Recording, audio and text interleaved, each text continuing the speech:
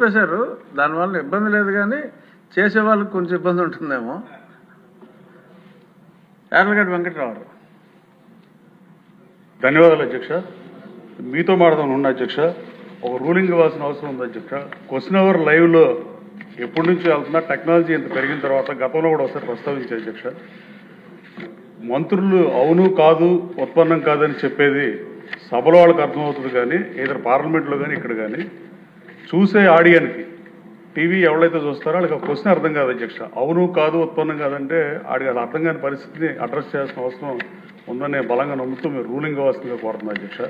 అలాగే zero founded by Aryabhatta Indian జీరోని కనుక్కుంటే జీరో అవర్ను కూడా ఇండియన్ పార్లమెంటు కనుక్కున్న పరిస్థితి అధ్యక్ష. 1962 నుంచి జీరో అవర్ను పెట్టిన పరిస్థితి.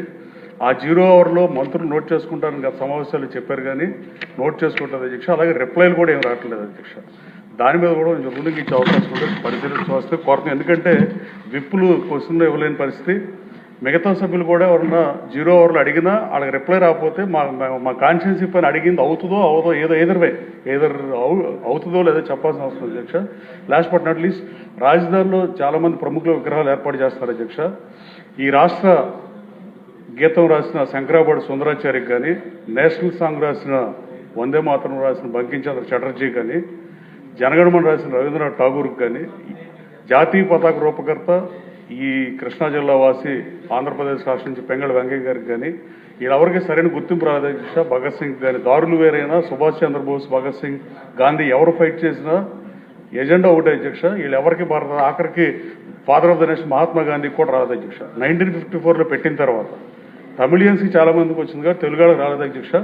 ఎన్టీ రామారావు గారికి మన కొనతల రామకృష్ణ గారు అడిగినట్టుగా ఆయనకి ఈ జాతీయ పతాకాన్ని రూపొందించిన మహానుభావుడు పెంగళ వెంకయ్య గారికి భారతం వచ్చేటట్టుగా మీరు చూడాల్సిన అవసరం ఉంది అధ్యక్ష. అలాగే రాజధానిలో ఏదైనా మంచి పార్కో ఏదైనా చెరువు చుట్టూతానో బ్యూటిఫికేషన్ దగ్గర భోగరాజ్ పట్టాభి సీతారామన్ ఏఐసిసి ప్రెసిడెంట్గా కేడీసీసీ బ్యాంక్ పెట్టిన వాళ్ళు, ఐదేవర్ కాళేశ్వర్ తొలి శాసనసభ స్పీకర్ విజయవాడ బ్యాంక్ పెట్టిన ఆయన, అలాగే మట్నూరు కృష్ణారావు ఆంధ్రపత్రిక పెట్టిన ఆయన, విశ్వనాథ సత్యనారాయణ కవిసారం, ఇట్లాంటి వాళ్ళు ప్రముఖులు కనీసం 30-40 మంది ఈ రాష్ట్రానికి ఏం చేశారో వాళ్ళు గుర్తించాల్సిన అవసరం ఉంది అధ్యక్ష. కనీసం వాళ్ళ విగ్రహాలు ఏర్పాటు చేయాల్సిందిగా మీ ద్వారా గౌరవ ముఖ్యమంత్రి గారిని కోరుతున్నాను అధ్యక్ష. లాస్ట్, తెలుగు భాష మీద కూడా ఒక చట్టం చేయాలి అధ్యక్ష. అంబటి రాంబాబు గారు మాజీ మంత్రిగా పనిచేసి శాసనసభలో 1989లో ఒకసారి 30 సంవత్సరాల తర్వాత 2019 మళ్ళీ కలిసి గౌరవ ముఖ్యమంత్రిని అకారణంగా అగౌరవంగా అట్లా దూషించి లైవ్లో వచ్చిన తర్వాత కూడా ఇక చట్టం చేయకపోతే ఈ శాసనసభ విట్నెస్ కాదు అధ్యక్ష. ప్రజా సమస్యల పరిష్కర్తకి సభం తప్ప చంద్రబాబు నాయుడు గారిని తిట్టినా కూడా వాళ్ళు ప్రతిపక్షంలో ఉన్నప్పుడు 15వ శాసనసభ అధికారంలో ఉన్నప్పుడు అమల్లో ఉన్నప్పుడు వాళ్ళు మంత్రి పదవుల కోసం బుద్ధులు ఇట్టారు అధ్యక్ష. ఇప్పుడు ప్రతిపక్ష పార్టీగా ఉండి కూడా బండబుద్ధులు ఎడుతున్నారు అధ్యక్ష. దీని మీద చట్టం చేయకపోతే ఇది ఆగదు అధ్యక్ష. మన విట్నెస్ కాదు, we have to find out the solution అధ్యక్ష. ముఖ్యమంత్రి గారు కూడా దీన్ని సీరియస్గా తీసుకుని తెలుగు భాషకు పోయినసారి 10 కోట్లు కేటాయించినందుకు ధన్యవాదాలే, కానీ తెలుగు భాషను కాపాడాలంటే ఈ బూతులను అరికట్టాల్సిన అవసరం, దీని మీద ప్రత్యేక చట్టం తేవాలని మనస్ఫూర్తిగా మిమ్మల్ని కోరుతున్నాను అధ్యక్ష. Thank you. కోలా లలిత్ కుమార్ గారు.